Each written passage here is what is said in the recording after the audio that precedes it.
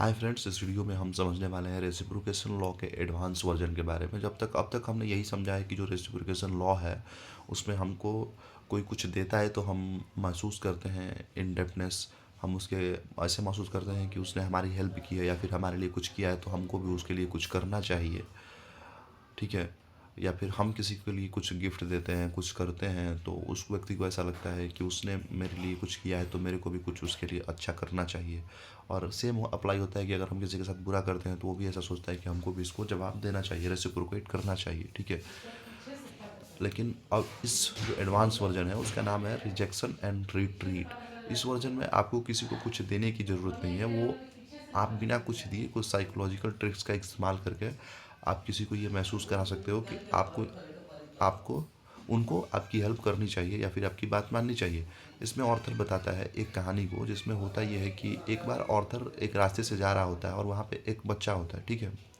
तो वो बच्चा एक $5 का कोई सामान बेच रहा होता है। ठीक है। और वो ऑफ़र करता है ऑर्थर को कि ये मेरा $5 का ये सामान है, आप इसको ख़रीद लीजिए। तो ऑर्थर रिजेक्ट कर देता है।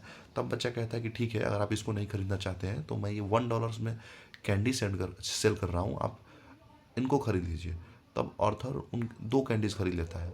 लेकिन ऑर्थर को रियलाइज़ होता है कि उसको कैंडी की ज़रूरत नहीं है और उसे पसंद भी नहीं है। उसे अपने डॉलर्स कैंडी से ज़्यादा पसंद है। लेकिन फिर भी उसने डिसीजन लिया और कैंडीज़ ले ली। तब वो अपने असिस्टेंट से कहता है कि ऐसा क्यों हुआ, मतलब ऐसा क्यों हुआ, इस पर एक रिसर्च करो। तो वो रिसर्च करते हैं तो उनको दिखता है कि ऐसे बहुत सारे पैटर्न्स होते हैं। और इसमें ऑर्थर कहता है कि जब कोई हमें कुछ ऑफ़र करता है और हम उसको रिजेक्ट करते हैं और वो हमारी बात मान लेता है तो हमको ऐसा लगता है कि उसने हमारी बात मान ली है तो हमें भी उसकी बात माननी चाहिए। और जब वो अपनी दूसरी चीज़ कोई ऑफ़र करता है और वो पहली ऑफरिंग से छोटी होती है तो हमें रेसिप्रोकेसिटी लॉ की वजह से हम फोर्स हो जाते हैं उसकी बात मानने के लिए मोस्ट ऑफ द केसेस में। ठीक है। ऑथर कहता है कि और रिसर्च में भी पता चला कि ज़रूरी नहीं है कि मान लो कि ज़रूरी नहीं है कि जो पहला अमाउंट है वो जो हम जो जैसे हमने पहला अमाउंट कुछ बड़ा मांगा, रिजेक्शन, मान लो कि किसी से हमने 1 लाख मांगे, 1 लाख रुपए मांगे, तो ज़रूरी नहीं है कि वो जो दूसरी अमाउंट होगी वो जिसको हम सच में मांगना चाहते हैं वो 1,000 हो, बल्कि वो बड़ी भी हो सकती है, वो 1 लाख भी हो सकती है। तब हमको आस्क जो होगा अपना वो 10 लाख करना पड़ेगा। मतलब जो जो सेकेंड अमाउंट जो हम चाहते हैं वो अमाउंट जो पहली अमाउंट हम कोट कर रहे हैं उससे छोटी होनी चाहिए। ठीक है।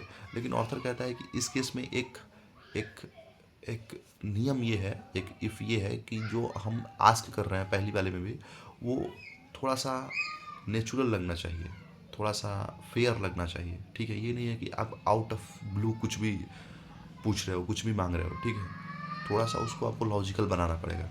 तो ऑर्थर कहता है कि उसमें एक कहानी ऑर्थर बताता है एक इंसान की जिसने इस लॉ को यूज़ किया होता है।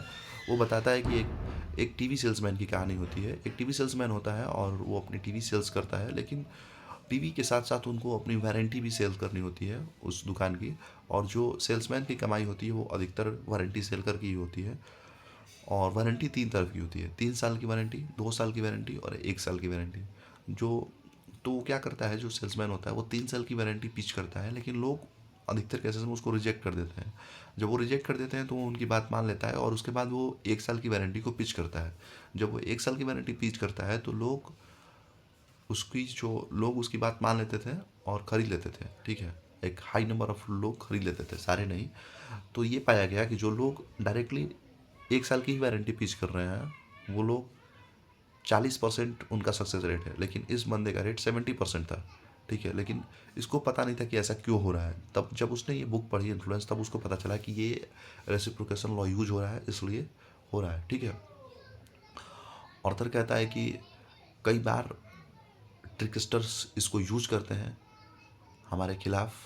ठीक है। लेकिन most of the time society में इसकी एक ज़रूरत भी है। और ज़रूरत ये है कि सब जरूरी नहीं है कि ट्रिकस्टर है, सब जरूरी नहीं है कि आप उससे कुछ चाहते हैं। हो सकता है कि पहले कोई कुछ, मान लो कि कोई आप सामान खरीदने जा रहे हो और हो सकता है कि आपने उसने जो प्राइस बताया वो ज़्यादा हो, लेकिन वो आपके लिए जेन्युइनली कम कर रहा हो प्राइस, हो सकता ही है, वो ये होता भी है। ठीक है। लेकिन आपको हमेशा ये नहीं सोचना चाहिए कि लोग ट्रिक प्ले कर रहे हैं। इसके लिए और तरह कहानी बताता है एक छोटी बच्ची की। एक बार एक स्कूल में प्रोग्राम होता है कुछ, तो एक छोटी बच्ची को ये ड्यूटी दी जाती है कि वो आने वाले सभी लोगों को रोजेस देगी, ठीक है, गुलाब देगी। और वो बच्ची स्टार्ट करती है, जो पहला आदमी आता है और वो उसे गुलाब देती है, तो वो उस आदमी को लगता है कि मुझे नहीं लेना चाहिए, क्योंकि हो सकता है कि इसके कुछ पैसे हो। तो वो कहता है कि नहीं, मैं नहीं लूँगा, इसके क्या पैसे हैं। तो लड़की बोलती है कि नहीं, ये फ्री है, आप ले लीजिए। तो वो आदमी कहता है कि नहीं, फ्री कुछ नहीं होता है, कुछ होगा, हो सकता है कि कुछ ये देने के बाद मांगे।